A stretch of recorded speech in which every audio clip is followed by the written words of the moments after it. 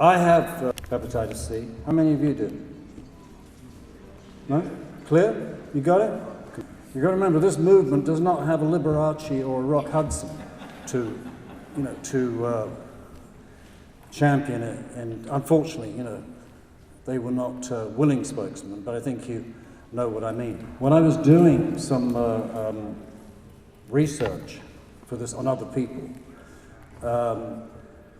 it is quite amazing how hesitant people, especially people who are in an industry that is known for sex, drugs, and rock and roll, the way they do not come forward.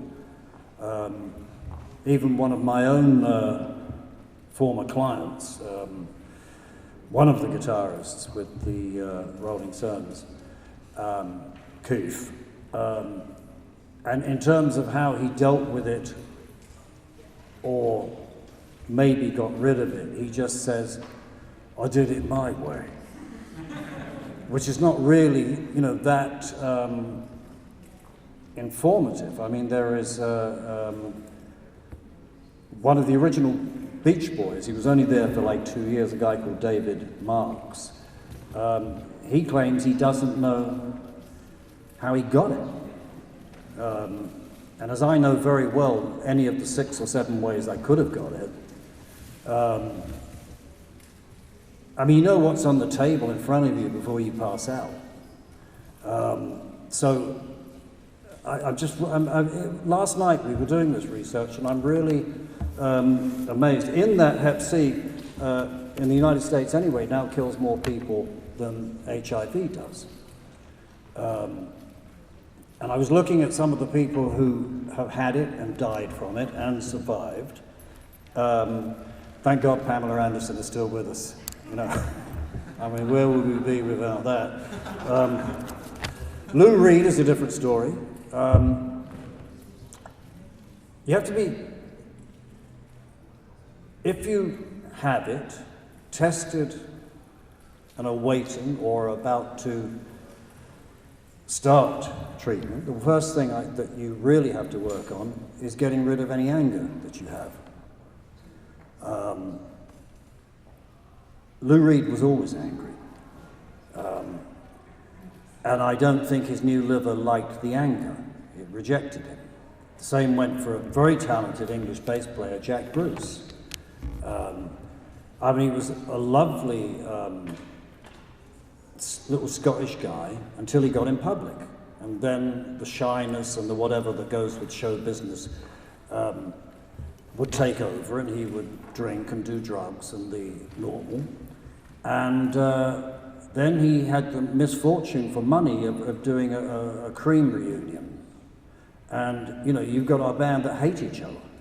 So that was not very good for him, and he lasted about another 2 years after that. And that kind of anger and stress has to have had a lot to do with his leaving us so early.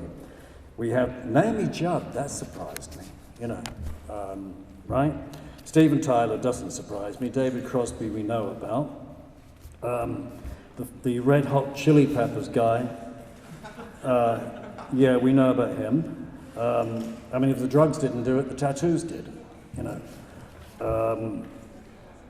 Natalie Cole, okay.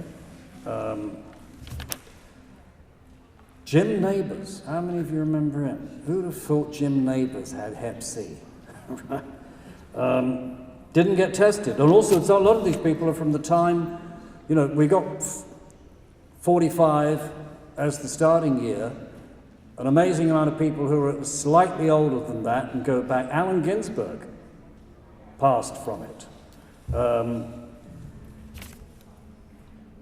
Evel Knievel, another naughty boy. Jim Carroll, we know. Mickey Mantle, now but because he's in that age group before there was an awareness, because was it not 89 before anybody actually knew about this thing?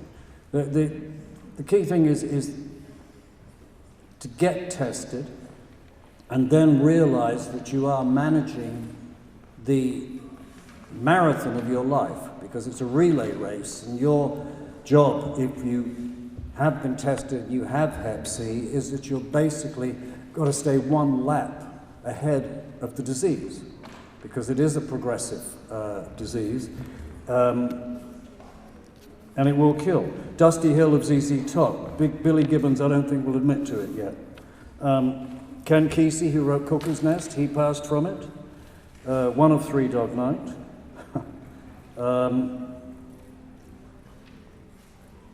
Diet. I mean, diet, yoga, meditation, testing.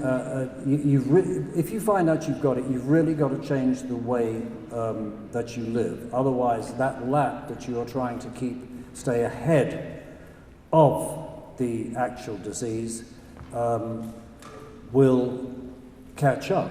Now, another thing it affects is the bones.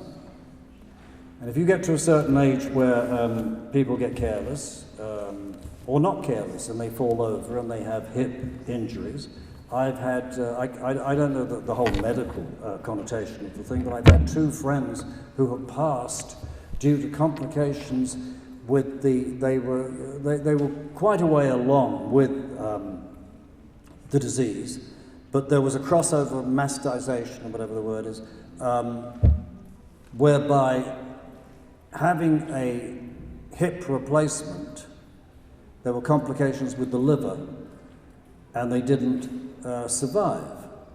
And whether you have hepatitis C or not, if you get to a certain age, the bones and things are difficult, and you can't get out of bed without looking down at the floor, making sure you know where your feet are, or you might fall over.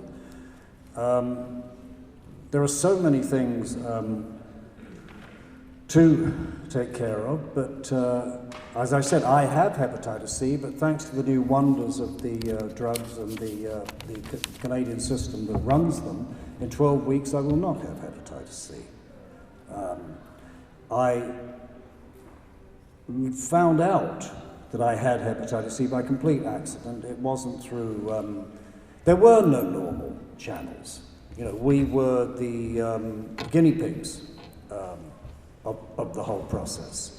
I was with a gentleman who was an alternative healthcare specialist. You could find him either under alternative health or charlatan. It depends on, you know, your point of view about alternative medicine. And fortunately, being in the music business, I can read over a desk upside down. And as he muscle tested me, the various parts of my body, I saw him just write down Hep C. That was 1997. Now, I either caught it through the needle, it's going in the pecking order, the top 5 or 6 or 7, dirty $100 bills with other people's blood on them, Tiffany's, that great, renowned American, I think it's American, jeweler in the 1970s used to sell a Coke straw for $175.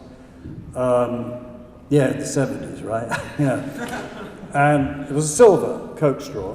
If it had been that long, it wouldn't have been too much of a problem.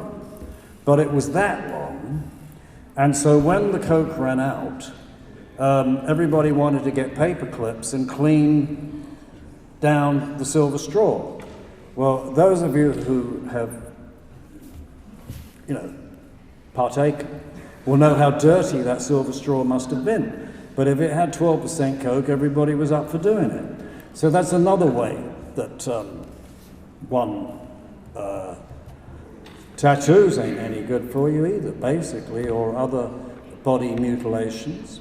I also could have got it in a transfusion.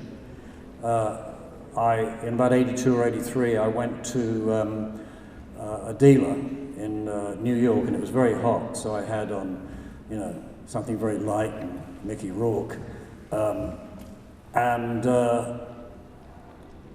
dealer said to me, "Let me have a look at your arm, Andrew." And so anyway, it was like bacteria spreading and things like that, so I was in the hospital straight away, and I had a transfusion. It could have easily have been that.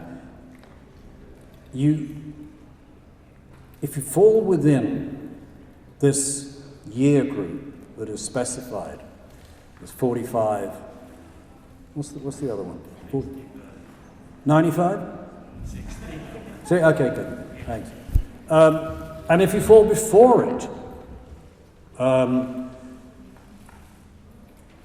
of the gentlemen who there was a doctor I was reading about who he caught it in hospitals doing good work unto others by a needle prick. You know, sanitation is next to godliness, but it hasn't always been next to our hospitals, especially if you're working out in areas, trying to help people in outreach areas.